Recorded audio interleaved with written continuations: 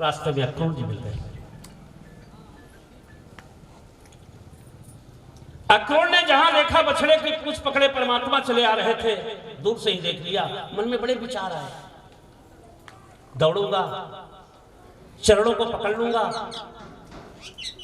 पैरों में लिपट जाऊंगा। जब भगवान छुड़ाने लगेंगे ना तो छोड़ूंगा नहीं और कहूंगा पहले वचन दो कि मेरी बेटी देवकी और वसुदेव के कारागार से बाहर कराओगे। पहले मैं वचन लूंगा, कंस को मारोगे। जब परमात्मा 3 बार निर्वाचुक कर देगा तभी मैं पैरों को छोड़ूंगा। ये मन की तरंग है, होता थोड़ी ऐसा। आपन चेती होत नहीं, प्रभु चेती तत्काल। और बलि चाहत इंद्रासन, प्रभु भेजो पाताल। अरे मनुष्य क्या सोचता है, ये थोड़ी होना है। होना तो वो है जो परमात्मा चाहेगा।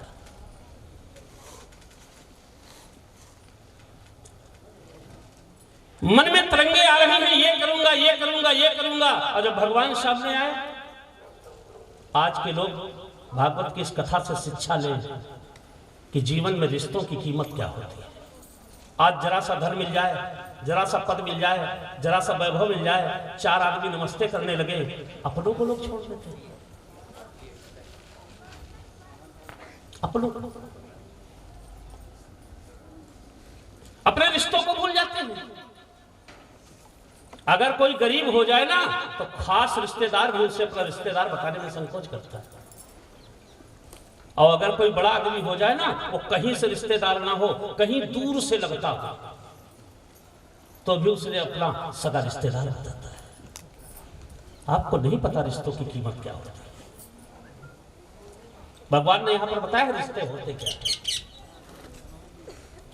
मन में तरह तरह के विचार कर रहे थे। अचानक इतने में भगवान नारायण का आगमन हुआ और उन्होंने बछड़े की पूंछ छोड़ा और सीधे साष्टांग नाना अक्रूर के चरणों में गिर गए। ऐसे थोड़ी भगवान कहा जाता है, आचरण है उनके। 3 लोग का स्वामी होते हुए भी अपने रिश्तों की मर्यादा को निभा रहा है कि नाना के पैर छुए जाते हैं। भगवान जिस समय अक्रूर के चरणों में गिरे, अक्रूर को कुछ होश ही नहीं रहा। कहूं तो क्या कहूं, सोचा क्या था और हो क्या रहा। मैंने सोचा क्या था और ये हो क्या रहा है। अक्रूर हक्के बक्के रह गए। अरे केवल नेत्रों से झरझर आंसू गिरने लगे, ये सोच करके कि सुना था दीनानाथ आपको कहते हैं, सुना था करुणा बरुणालय आपको कहते हैं, सुना था दीन बंधु आपको कहते हैं। ये रिश्ते की मर्यादा निभाया आपने। उठा करके अक्रूर जी ने हृदय से लगा लिया। रोते हुए भगवान कृष्ण ने पहला प्रश्न किया, नाना आप ठीक हैं? मेरा नाना उग्रसेन कैसे हैं? मथुरा के लोग कहीं आशा तो नहीं छोड़ दिया नाना? देखिए मथुरा के लोगों ने कंस के अत्याचारों से कहीं आशा तो नहीं छोड़ दिया। मैं आऊंगा नाना, कल तुम्हारे साथ चलूंगा और कल रात्रि में कंस का वध करूंगा, ये मेरी घोषणा। जहां भगवान ने इतना कहा और ये कहकर के बछड़े की पूंछ पकड़ा तो उग्रसेन को मौका मिल गया। उन्होंने कहा सुनो, जब जा पाओगे तब ना, जाते ही मैया यशोदा से बताऊंगा ये तुम्हारा बेटा नहीं है, ये देवकी का लड़का है। भगवान ने फिर छोड़ी बछड़े की पूंछ, फिर आ गए। बोले नाना बिगड़ क्या गई मुझसे, अगर ये बता दोगे तो मैं जा नहीं पाऊंगा। बोले आपने प्रतिज्ञा की है ना कंस को मारने के लिए कि कल रात में कंस का वध कर दूंगा। अब आप जानिए, अगर मेरे साथ चलना है तो जो मैं कहूं वो करो। कन्हैया ने कहा क्या करना है? बोले सीधे खड़े रहो। और जब भगवान सीधे खड़े हो गए तो अक्रूर ने अपना मस्तक भगवान नारायण के चरणों पर रख दिया। अगर तुमने रिश्ते की मर्यादा को निभाया है मेरे लाल, तो मैं भी तो तुम्हारे चरणों का भक्त हूं, मेरा भी तो कोई रिश्ता है। यह है भक्त और भगवान का संबंध। चरणों में प्रणाम किया और कहने लगे जाओ पुत्र, अब भेंट वही होगी बाबा नंद के पास। बछड़े के पूंछ पकड़ करके वृंदावन बिहारी लाल वृंदावन धाम चले गए। मैया यशोदा के पास जाकर के निवास किया और इधर अक्रूर भी अब वृंदावन धाम पहुंच गए। बोलो सच्चिदानंद भगवान की जय। थोड़ा परमहंस श्री सुखदेव जी कहते हैं, राजा परीक्षित शाम के समय बाबा नंद भोजनोपरांत अक्रूर जी और बाबा नंद की भेंट हुई। बाबा नंद ने अपने दोनों बेटों को बुलाया, राम और श्याम यानी बलराम और कृष्ण, और बुला करके कहा जैसे हम बाबा हैं ऐसे ये भी तुम्हारे बाबा हैं, इनके चरण छुओ। बूझत जान अजान जी। कन्हैया ने पूछा बाबा ये हैं कौन? अब बताइए, इन्हीं लीलाओं में तो लोग चकरा जाते हैं कि भगवान। कन्हैया ने बड़े प्रेम से पूछा, बोले बाबा ये कौन हैं, कहाँ के रहने वाले हैं और हम इनको क्या कहें? तो बाबा नंद ने कहा ये हमारे बचपन के मित्र हैं, जैसे हम बाबा हैं वैसे ये भी बाबा, चलो इनके पैर छुओ। तो कृष्ण और बलराम ने परमात्मा होते हुए भी अक्रूर के चरणों में प्रणाम किया, और प्रणाम करने के बाद अक्रूर ने सोचा यही उचित मौका है, तुरंत महाराज कंस का पत्र बाबा नंद को पकड़ा दिया। जिस समय बाबा नंद ने पत्र पढ़ा, नेत्रों से आंसू गिरने लगे, बड़ी जोर से चिल्लाकर कहने लगे, कंस मैंने तुम्हारा क्या बिगाड़ा है? मेरे बेटे को मारने के लिए तुमने इतने उपाय करवा ले, आखिर मैंने तुम्हारा क्या बिगाड़ा है? अरे यशोदा, हमारे दोनों बेटों को लेकर के तू कहीं जंगल चली जा, मैं महाराज कंस के सामने जाऊंगा, वो मुझे सूली पर चढ़ाएगा, लेकिन मैं अपने संतान के प्राण संकट में नहीं डाल सकता। ये एक नंद की कथा नहीं है बंधुओं, हर नंद की यही कथा है। जिनको पिता बनने का, माता बनने का सौभाग्य मिला हो, स्मरण करें। जब संतान के ऊपर संकट आता है ना, तो पिता अपना सर्वस्व न्यौछावर कर देने के लिए तैयार है, अपना सर्वस्व वैभव न्यौछावर कर देता है अपनी संतान के लिए। लेकिन आश्चर्य है, एक माता पिता अपनी संतान पर सर्वस्व न्यौछावर कर देते हैं, लेकिन उम्र की चौथी अवस्था में जब माँ बाप को जरूरत होती है तो बिरली संतान होती है जो साथ देती है, नहीं तो अंगूठा दिखा देती है। बड़े भाग्यवान वो वृद्ध होते हैं जो उम्र के चौथे पड़ से बात करते हैं।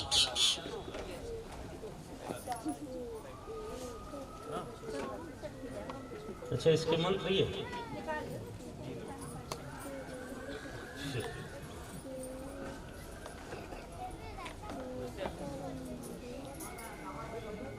ध्यान दें। आज बाबा नंद कह रहे हैं मैं जा रहा हूं कंस के पास, मुझे फांसी पर कंस चढ़ा दे। यशोदा, मेरे दोनों बालकों को लेकर के यहां से चली जाओ। एक रोहिणी नंदन है, एक यशोदा नंदन है, उन्हें क्या पता कि ये दोनों देवकी नंदन है। इतने में भगवान कृष्ण ने सुना, बोले बाबा आप रो क्यों रहे हैं? उन्होंने कहा कुछ नहीं पुत्र। बोले क्या बात हो गई? आपने क्या कहा मेरी मैया से? मेरी मां भी रोने लगी। तो अक्रूर ने कहा ये नहीं बता पाएंगे, मैं बता रहा हूं। महाराज कंस ने आपको और बलराम को बुलाया है, ये सुनकर के दोनों रो रहे हैं। तो भगवान कृष्ण ने मुस्कुराते हुए कहा बाबा, राजाज्ञा का पालन करना हमारा धर्म है।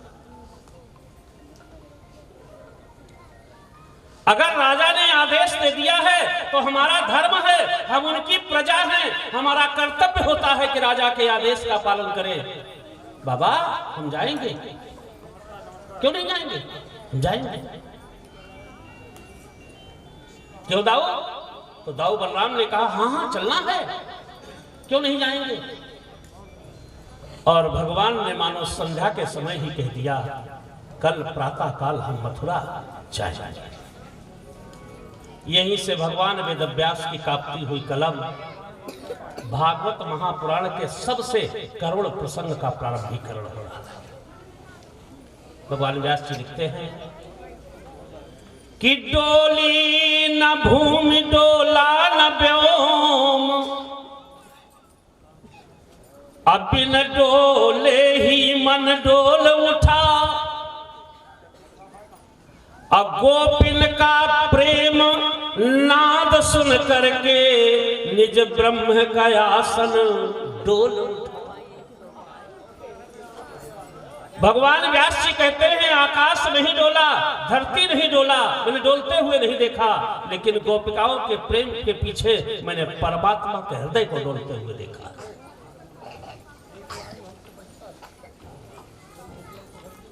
आज भगवान नारायण 5 बजे तड़के बिना जगाए जगते हैं।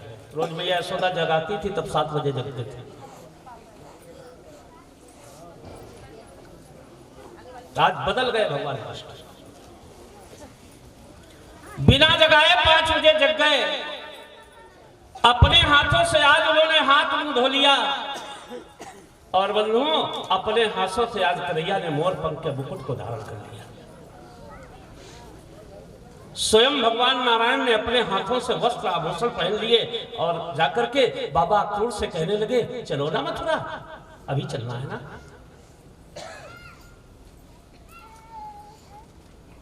ग्यारह वर्ष 11 माह 11 दिन में पहली बार आज भगवान अपने हाथ से कुछ कर रहे हैं। यहीं से कृष्ण का बदला हुआ रूप नजर आएगा। बाबा क्रूर ने कहा हाँ हाँ मैंने सब कुछ कर लिया है, केवल पूजा करना बाकी रह गया है, चलो वही कर लेंगे, आओ चलो। समस्त ब्रह्मांडों की रचना करने वाला जब पहुंचा वहां पर और रथ को देखा और घोड़ों को देखा तो बाबा क्रूर से पूछने लगे बाबा ये क्या है, कैसे कभी रथ ना देखा। बोले ये रथ है। बोले इसी में बैठ करके चलेंगे क्या। बोले हाँ हाँ इसी में बैठ करके जाना है। बोले ये चलेगा कैसे। बोले इसको घोड़े खींचेंगे ना। बोले अच्छा जोत के दिखाओ।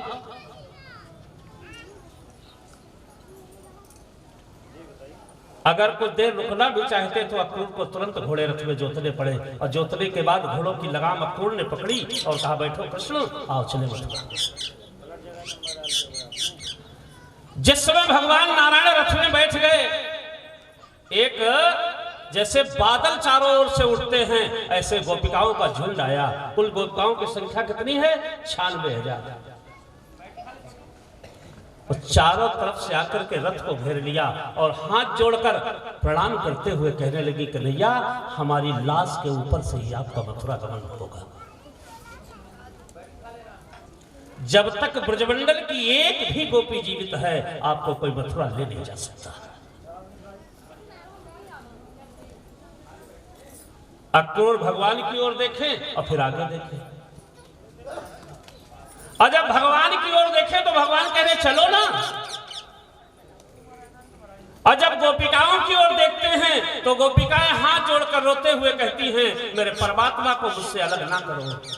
अक्रूर हम तुम्हारे चरणों में प्रणाम करते हैं, ये मेरे प्राण हैं।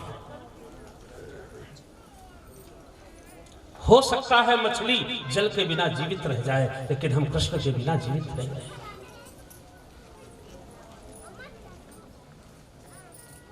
अब उहापू की स्थिति हो गई, भय गति सांप से सुंदर केरी, इनकी सुने कि इनकी सुने।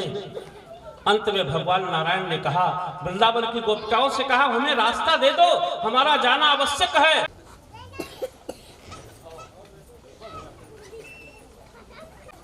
वृंदावन की गोपिकाएं लेट जाती हैं जमीन पर और कहती हैं कन्हैया हमारे ऊपर से रथ निकाल लो और ले जाओ, जाओ मथुरा।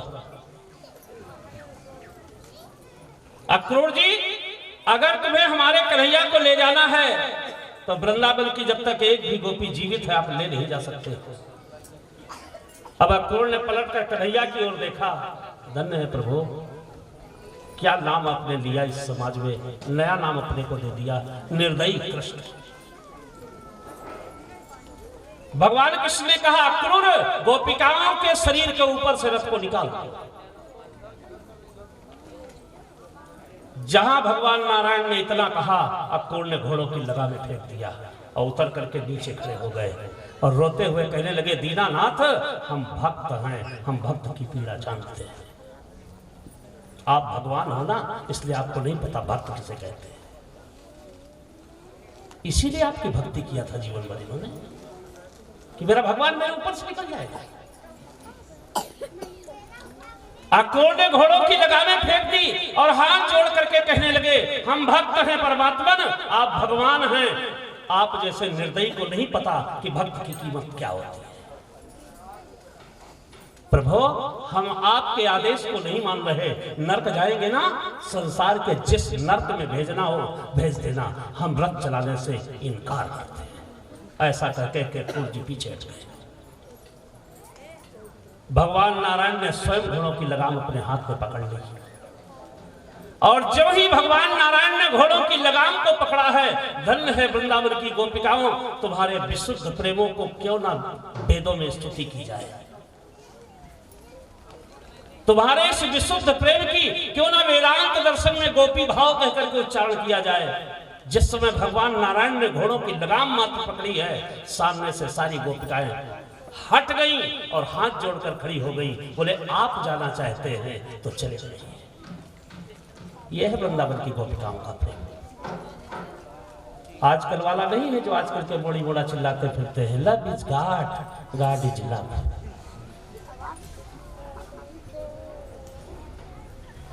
वास्तव में प्रेम ईश्वर है, लेकिन प्रेम शब्द का अर्थ पता है कौन प्रेम ईश्वर है? यदि प्रेम में वासना ना हो, यदि प्रेम में कामना ना हो, यदि प्रेम में स्वार्थ ना हो, तो प्रेम साक्षात परमात्मा का स्वरूप है। और जिस प्रेम में वासना भरी हो, जिस प्रेम में कामना भरी हो, जिस प्रेम में स्वार्थ भरा हो, वो प्रेम पाप है।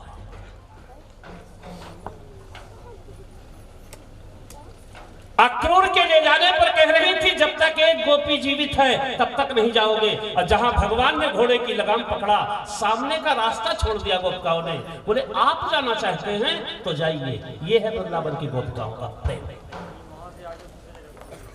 प्रेमी का मतलब ही होता है जो प्रियतम के इशारे पर नाचे, वही तो प्रेमी है। गोपिकाएं कहती हैं हमारे रहते हुए तुम्हें कोई ले नहीं जा सकता, अगर आप जाना चाहते हैं तो हम रास्ता छोड़े दे रहे दीनानाथ, आप जाइए ना। गोपिकाओं ने रास्ता खाली कर दिया। चारों तरफ से गोपिकाओं ने रथ को घेर लिया, लेकिन सामने की बिल्कुल रोड खुली हुई है। और हाथ जोड़ करके वृंदावन की गोपिकाओं ने कहा, परमात्मन एक निवेदन कर सकते हो तो कर ले, आप जाइए मथुरा। क्या कहा वृंदावन की गोपिकाओं ने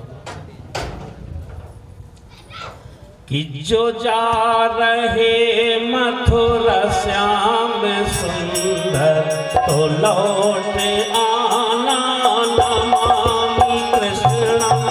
जो जा रहे मथुरा श्याम सुंदर तो लौट आना नमामि कृष्णम। जो जा रहे मथुरा श्याम सुंदर तो लौट आना नमामि कृष्णम। जो जा रहे मथुरा श्याम सुंदर तो लौट आना नमामि कृष्णम। जो मातु यशोदा के प्राण प्यारे, जो मातु यशोदा के प्राण प्यारे, तो लौट आना नमामि कृष्णम। जो मातु यशोदा के प्राण प्यारे, तो लौट आना नमामि कृष्णम। जो जा रहे मथुरा श्याम सुंदर तो लौट आना नमामि कृष्णम। जो जा रहे मथुरा श्याम सुंदर तो लौट आना नमामि कृष्णम। वृंदावन की गोपिकाएं कहते हैं, कन्हैया अगर मथुरा जाना चाहते हो तो चले जाओ, केवल एक वादा कर लो ना, केवल एक वचन दे दो ना कि लौट कर आओगे, बस। कन्हैया अगर जाना चाहते हो तो जाओ, हम मथुरा का मार्ग दे रहे हैं, लेकिन एक वचन तो दे दो ना कि लौट कर आओगे। कृष्ण कुछ नहीं बोले। तो वृंदावन की गोपिकाओं ने कहा हम अभागियों के लिए ना आना। कंटिन्यू चल रहा है। लेकिन मैया यशोदा के प्रेम को न ठुकराओ पाना, कम से कम मैया यशोदा को याद करके एक बार जरूर आना। जो मात यशोदा के प्राण प्यारे, अगर आप मैया यशोदा के प्राण प्यारे हैं तो तुम्हें मैया यशोदा की सौगंध है कन्हैया, एक बार जरूर लौट करके आ जाना, ये कह दो और चले जाओ। हे कृष्ण, वृंदावन की गोपिकाएं कह रही कान्हा तुमने हमें क्या समझा, खिलौना? गोपिकाएं कह रही कन्हैया आपने हमको समझा क्या था अभी तक? केवल खिलौना, खेलते रहे और मन भर गया सो फेंका खिलौना और चल दिया मथुरा। अरे कन्हैया तुमने हमें भले खिलौना समझा हो, लेकिन जानते हो हमने तुमको क्या समझा है? कि तुम ही हमारे हो प्राण स्वामी, तुम ही हमारे हो भाग्य स्वामी, तुम ही हमारे हो प्राण स्वामी, तुम ही हमारे हो भाग्य स्वामी, तुम ही हमारे हो प्राण स्वामी, तुम ही हमारे हो भाग्य स्वामी, तुम हमारे हो प्राण स्वामी, तुम ही हमारे हो भाग्य स्वामी। ये जन्म अर्पण तुम्हें मुरारी, ये जन्म अर्पण तुम्हें मुरारी, ओ लौट आना नमामि कृष्णम। ये जन्म अर्पण तुम्हें मुरारी, तो लौट आना नमामि कृष्णम। जो जा रहे मथुरा श्याम सुंदर, तो लौट आना नमामि कृष्णम। जो जा रहे मथुरा श्याम सुंदर, तो लौट आना नमामि कृष्णम। वृंदावन की गोपिकाएं कहती हैं कन्हैया आपने हमें क्या समझा था? केवल खिलौना खेला और चल दिए, लेकिन जानते हो हमने क्या समझा था? तुम मेरे प्राण हो, तुम मेरे भाग्य हो कान्हा। कोई आपको घंटे देता है, कोई आपको दिन देता है, कोई आपको महीने देता है, कोई आपको साल देता है कन्हैया। ये जन्म अर्पण तुम्हें मुरारी। वृंदावन की गोपिकाओं ने अपना जीवन आपको दे दिया है, अब आपके हाथ में है, चाहे जैसा करें। कन्हैया एक बार तो हमारी ओर देख करके बोल दो, तन मेरा अर्पण, मन मेरा अर्पण, जन्म जन्म है तुम्हें समर्पण। आपको पाने के लिए हमने गोदी के बच्चे फेंक दिए, आपको पाने के लिए हमने पिता की मर्यादा को तोड़ दिया, आपको पाने के लिए हमने पति की सेज पर पैर नहीं रखा, और आप मिले तो ऐसे मिले, छोड़कर जाना। कन्हैया ने कहा इतने बड़े दोष मेरे ऊपर ना लगाओ वृंदावन की गोपिकाओं, हम ही दोषी हैं, तुम्हारा कोई दोष नहीं। गोपिकाओं ने कहा हमारा केवल एक दोष है, हमने उस अभागे निर्दयी से प्रेम किया जो प्रेम की परिभाषा नहीं जानता था। वृंदावन की गोपिकाओं ने कहा कन्हैया सारे के सारे दोस्त तुम्हारे हैं, हमारा केवल एक दोष है, एक, हमने उस अभागे निर्दयी कृष्ण से प्रेम किया जो प्रेम की कीमत नहीं जानता था।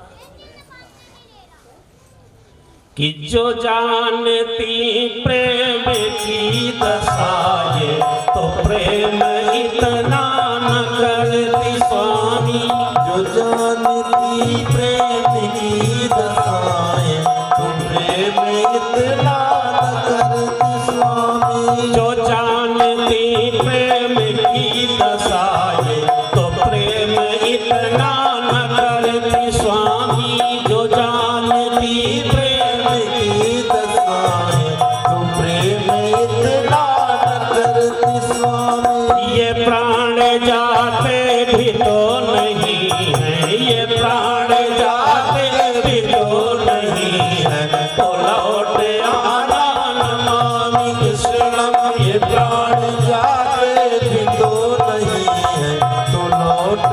नमामि कृष्णं। जो जा रहे मथुरा श्याम सुंदर तो लौट आना नमामि कृष्णं। जो जा रहे मथुरा श्याम सुंदर तो लौट आना नमामि कृष्णं। वृंदावन की गोपिकाओं ने कहा, जो जानती प्रेम की ये दशा है, अगर हमें पता होता कि आप जैसे निर्दयी से प्रेम करने के बाद पछताना पड़ेगा तो कन्हैया कभी आपसे प्रेम नहीं करते। अरे निर्दयी कृष्ण, कम से कम एक बार तो कह दो ना कि लौट के आएंगे। भगवान नारायण ने कहा, तुम नहीं जानती हो गोपिकाओं मुझे कितने कार्य करने हैं। वृंदावन की गोपिकाओं ने कहा, वो भूल गए आप में और कसाई में कोई अंतर नहीं है भगवान कृष्ण। ये वृंदावन की गोपिकाओं की शब्दावली है शास्त्री जी। कसाई,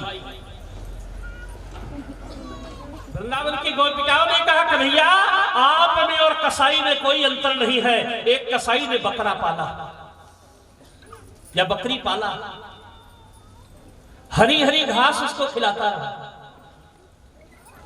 और इतना चाहता था अपने उस बकरी के बच्चे को या बकरे के बच्चे को, अगर कुत्ता उसके पीछे दौड़े ना तो डंडा मार देता था कुत्ते को। और एक दिन जब वो बकरी बड़ी हो गई ना तो स्वयं तलवार उठा करके बकरी को काट करके खा गया। कन्हैया आप तो उसी निर्दयी कसाई जैसे हो। दिखावटी प्रेम हमारे ऊपर इतना किया कि हमने सर्वस्व आपको मान लिया। और आज इतना ही नहीं, यदि आपको हमसे प्रेम नहीं करना था तो आपने माखन चोरी के माध्यम से हमारी बुराइयों को क्यों समाप्त किया। माखन चोरी का मतलब बुराइयां अलग कर दी जाए। यदि आपको हमसे सच्चा प्रेम नहीं करना था तो चीर हरण के माध्यम से तुमने ईश्वर और जीव के बीच का जो पर्दा है उसे अलग क्यों किया। अरे निर्दयी कृष्ण, अरे कसाई कृष्ण, यदि प्रेम सच्चा नहीं करना था तो महाराज के माध्यम से आपने ईश्वर और जीव का मिलन क्यों करा दिया। अपना वास्तविक स्वरूप हमें क्यों दिखाई दिया। एक और हमारे अंदर की बुराइयां समाप्त किया, ईश्वर जीव का भेद समाप्त किया, अपने साक्षात रूप का दर्शन करा दिया। अब कह रहे हो मथुरा जा रहा। फिर तो वही बात हुई कि जिंदगी भर उस बकरी के बच्चे को पालते रहे और अंत में स्वयं मार के खा गए। ठीक है कन्हैया, जाओ, जो हमारी भाग्य में लिखा होगा वो हम करेंगे। लेकिन कन्हैया केवल एक निवेदन आपसे करूं और इसके बाद आप सतर्क हैं। क्या? वहां ज्ञान ध्यानी बहुत बिलहे विद्वान लोग, मथुरा रहीशों की नगरी है। जाओ, बड़े बड़े ज्ञानी मिलेंगे, बड़े बड़े ध्यानी मिलेंगे, बड़े बड़े विद्वान मिलेंगे। आज भारत देश में अगर 5000 भागवत वक्ता तैयार होते हैं तो 2500 मथुरा वृंदावन से आते हैं। ज्ञानियों की नगरी है। वहां ज्ञान ध्यानधारी मिलहे विद्वान बहुत, और यहां मिली नाथ तुम्हें गोपियां गंवारी हैं। और यहां घास फूस मई कुटियों में रखा श्याम, मिलेगी अमीरों की बहुत महल और अटारी। यहां साग पात वो भी दे न सकी भर के पेट, तब तो आपको चोरी करनी पड़ती। यहां साग पात वो भी दे न सकी भर के पेट, वहां विविध व्यंजन बनावन सुकुमारी है। और अंतिम निवेदन, रहियो बिहारी रुचि रहबे तुम्हारी जा।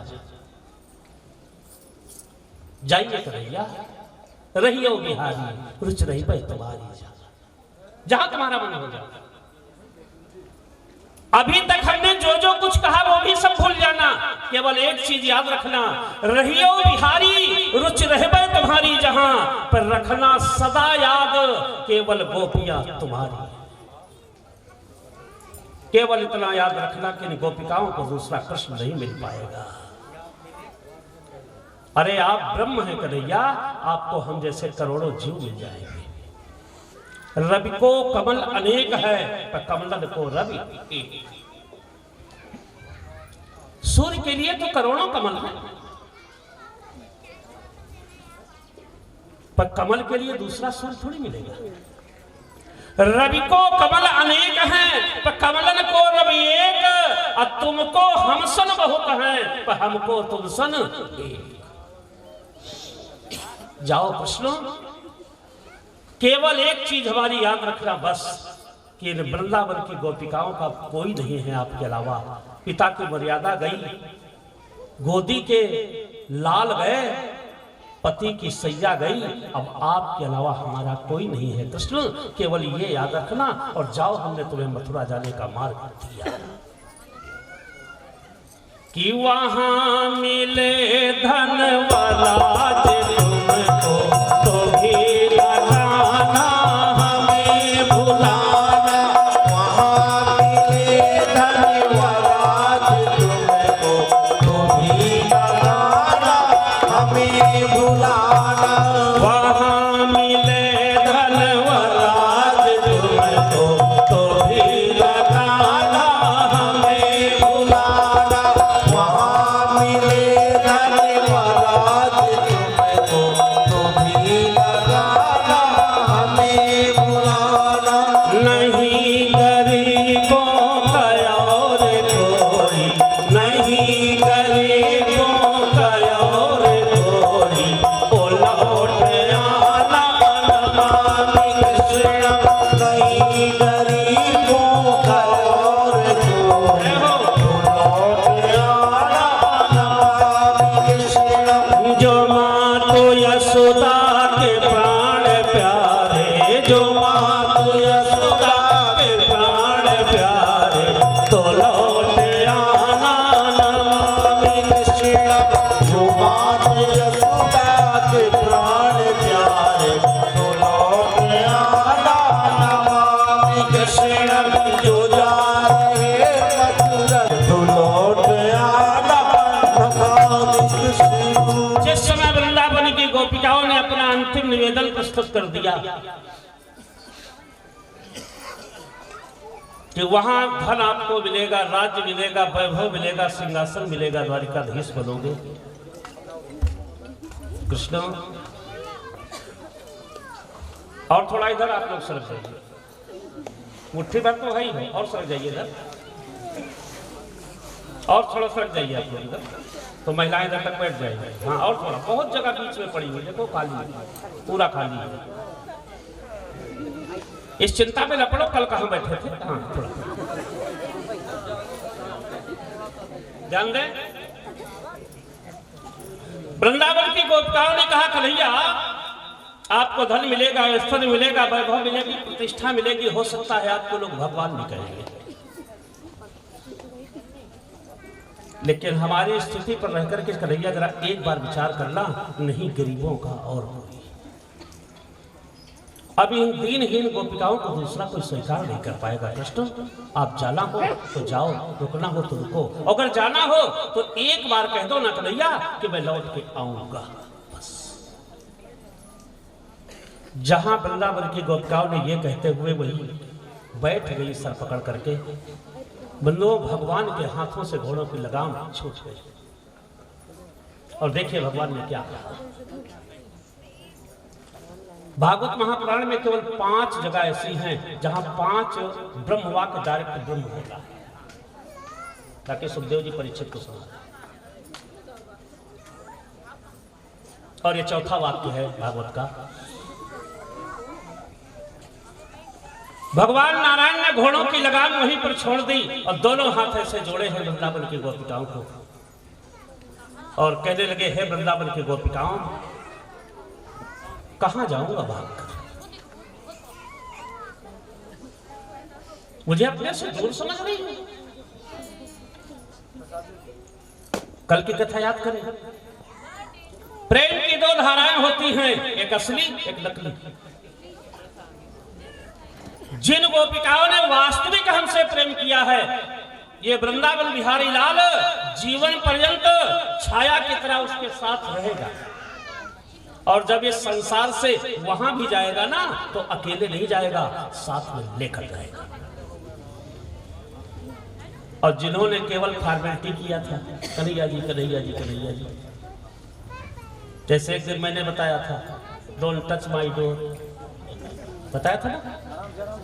एक शिष्य के यहाँ पहुंचे, बैठ गए, गुरुजी सब आपका है, सब आपका है, सब आपका है। थोड़ा पीछे दीवार थी, हम थोड़ा उड़क गए, तो उसने कहा बताओ, दीवार का चूना छूट रहा है, गुरुजी का कुर्ता गंदा हो रहा, साबुन हमारी ही लगेगी। बोले गुरुजी है सब आपका, लेकिन छूना हमारी दीवार भी नहीं है, सब आपका। अब ये सही सही कहा है हमारा, छू दीवार भी नहीं सकते हो, है सब आपका।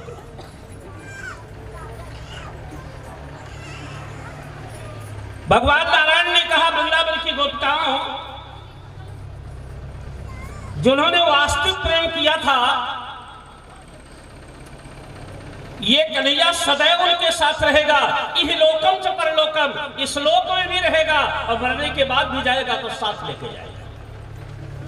लेकिन जिन्होंने केवल दिखावटीपना किया था, उनका कन्हैया जैसे आया था वैसे जा रहा है। इसीलिए भागवत में दो प्रकार की कथाएं मिलती हैं। एक तरफ मिलता है कि कृष्ण वृंदावन को छोड़कर गए ही नहीं, और एक तरफ ये भी मिलता है कि वृंदावन से जाने के बाद कृष्ण लौट करके कभी वृंदावन आए। भगवान क्या बोले कि कहाँ मैं जाऊंगा भाग करके, जो कंठ हृदय में हूँ समाया। कहाँ मैं जाऊंगा भाग करके, जो कंठ हृदय में हूँ समाया। कहाँ मैं जाऊंगा भाग करके, जो कंठ हृदय में हूँ समाया। कहाँ मैं जाऊंगा भाग करके, जो कंठ हृदय में हूँ समाया। मैं गोपियों के ही पास रहता, मैं प्रेमियों के ही पास रहता, मैं प्रेमियों के ही पास रहता। नमामि गोपी नमामि कृष्णं, मैं प्रेमियों के ही पास जिनके रहता। पास हाथ हो, नमामि गोपी नमामि कृष्णं, मैं प्रेमियों के ही पास रहता। नमामि गोपी नमामि कृष्णं, मैं प्रेमियों के ही पास रहता। गोपी नमामि कृष्णं, नमामि राधे नमामि कृष्णं, नमामि राधे नमामि कृष्णं। नमामि राधे नमामि कृष्णं, नमामि राधे नमामि कृष्णं। मैं प्रेमियों के ही पास रहता। नमामि गोपी नमामि कृष्णं। मैं प्रेमियों के ही पास रहता। नमामि गोपी नमामि कृष्णं। जो जा रहे मथुरा श्याम सुंदर, जो लौट आना। नमामि कृष्णं, जो जा रहे मथुरा श्याम सुंदर, जो लौट आना। नमामि वृंदावन बिहारी लाल की जय। परब्रह्म परमात्मा भगवान नारायण अक्रूर को बुलाया, रथ पर बिठाया, अक्रूर ने घोड़ों को चलाया और जगत खिलाड़ी खिलाड़ियों को खेल खेल में खिला करके निकल गए। जगत खिलाड़ी खिलाड़ियों को खेल खेल में खिला रहा है।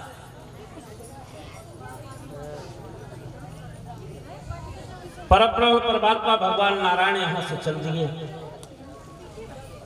थोड़ा और आगे बढ़े, मार्ग में अधमरी सी राधिका जी दली बिली। वो कथा मैं आपको सुनाई चुका हूं। क्यों? कन्हैया ने एक बार को राधा की ओर ऐसे देखा और चल दिया। जिस समय भगवान ने राधा की ओर देखा, राधिका को होश आया। बेहोशी से एक झलक भगवान की देखा है, पुनः बेहोश होकर गिर गई। कन्हैया थोड़ा और आगे बढ़े तो पागलों की तरह कोई रास्ते में दौड़ता चला रहा था। रास्ते की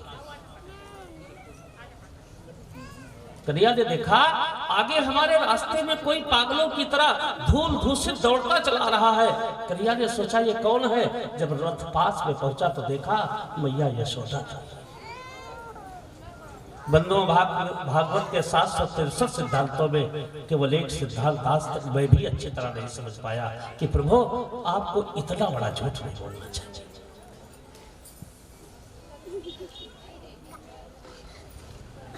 इतना बड़ा झूठ मां के साथ शोभा नहीं देता।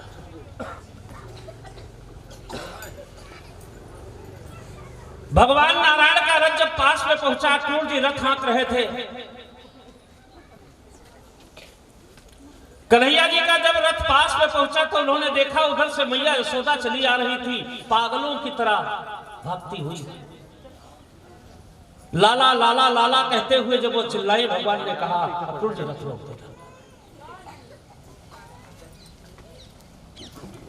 धूल में ही गिर गई मैया यशोदा, ऐसे दोनों मुट्ठियां बंद किए हैं और धूल में गिर गई सर के बल।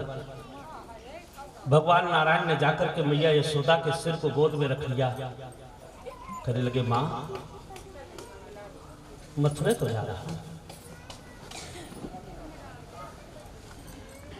उन्होंने कहा, लाला एक बार कह दो ना, जा तो रहे हो, आओगे कब?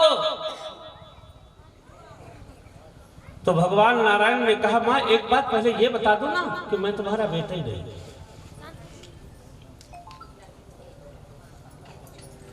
क्या बताने की जरूरत थी?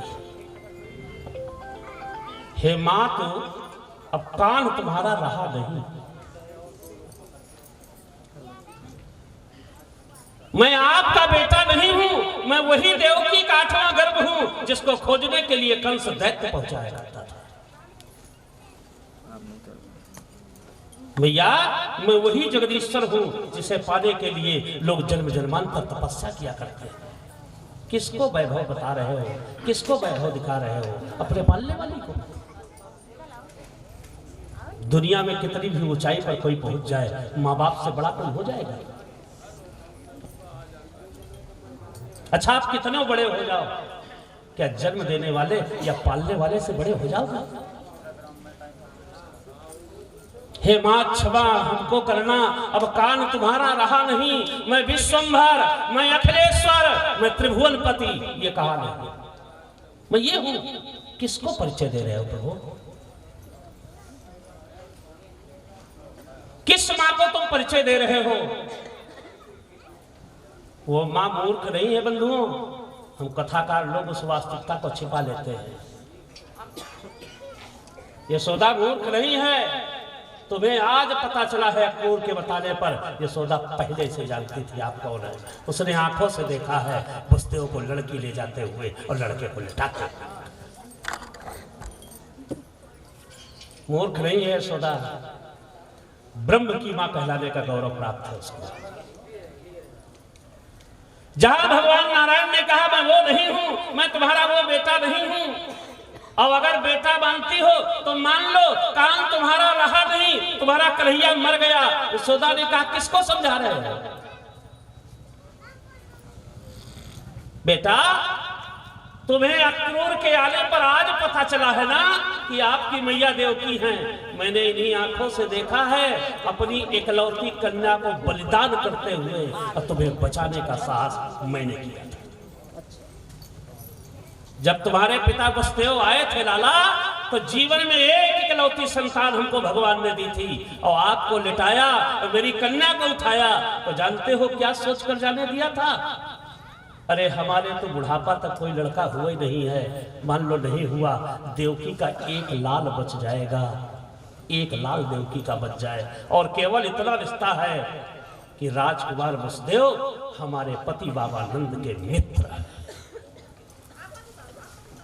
जिस मित्रता का निर्वाह करने के लिए हमने इकलौती कन्या की अपनी बलि चढ़ा दिया, आज कन्हैया हमारे त्याग को गाली गाता। ऐसा ना बोलो कि समाज के लोग पराई संतान का कभी पालन न करें।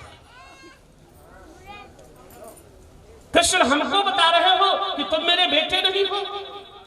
अरे कम से कम ऐसा तो ना कहो कान्हा कि लोग पराई संतान को पालने में संकोच करने लगे, लोग पराई संतान को पालने के लिए इनकार करने लगे। अरे कृष्ण इतना तो ना कहो ना।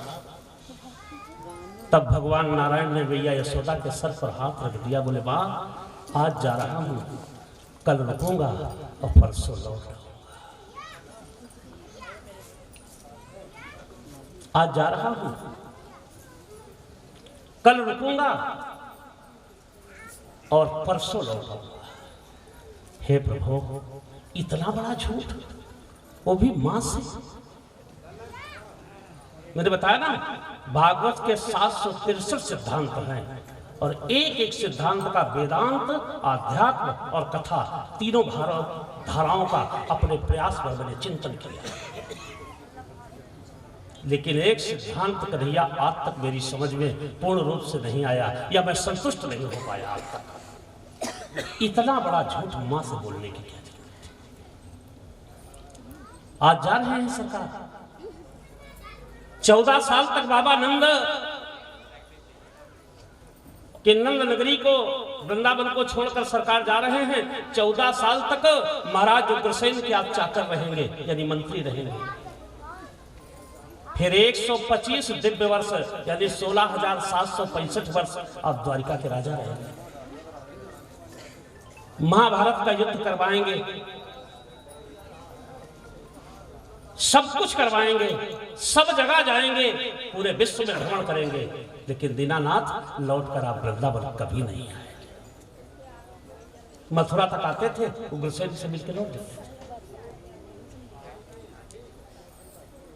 तीनों लोकों में जिसकी समान गति से दौड़ने के जिसके पास साधन प्राप्त हो, वो कन्हैया लौट करके 14 किलोमीटर की यात्रा न तय कर पाया। और कह रहे हो आज जा रहा हूं मां, अब कह कैसे रहे हो? यशोदा के ऊपर हाथ रख करके कह रहे हो, मां आज जा रहा हूं, कल रुकूंगा और परसों आ जाऊंगा। आपने तो कह दिया, बड़ों के काम बड़े होते हैं ना, आप भगवान है ना, आपने तो कह दिया। लेकिन जानते हो 16,000 साल कैसे काटे यशोदा ने? आपको क्या है, आप तो बड़े हैं, आप तो भगवान हैं, आपने कह दिया, अब जिसको भोगना होगा भोगेगा। लेकिन जानते हो भैया यशोदा ने और बाबा नंद ने कैसे काटे हैं 16,700 वर्ष, 125 दिव्य वर्ष। जहां सुबह होती थी, यशोदा आरती का थाल सजा करके मथुरा के रास्ते पर बैठ जाती थी और कहती थी, मेरा कन्हैया परसों गया था, कल रुका, आ जाएगा। और लोग कहते हैं यशोदा पागल है। पागल है नहीं, आपने पागल बनाया है।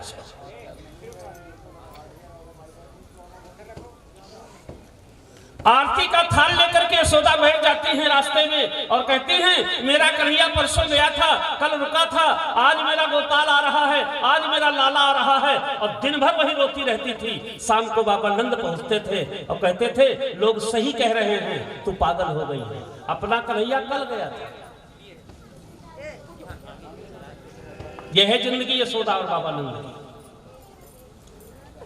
बाबा नंद कहते हैं, लोग सही कह रहे तो पागल हो गई है। अरे अपना कन्हैया कल गया था, यशोदा कल गया था, आज उसके रुकने का दिन है, कल आएगा। और ये कह करके रात को रोते हुए यशोदा को ले आते थे। ऐसे काट दिए हैं 16,765 वर्ष। लौट करके संपूर्ण ब्रह्मांड में भारत महाभारत कराने वाले जगदीश्वर लौट कर वृंदावन कभी नहीं आए। बोलो वृंदावन बिहारी लाल की जय।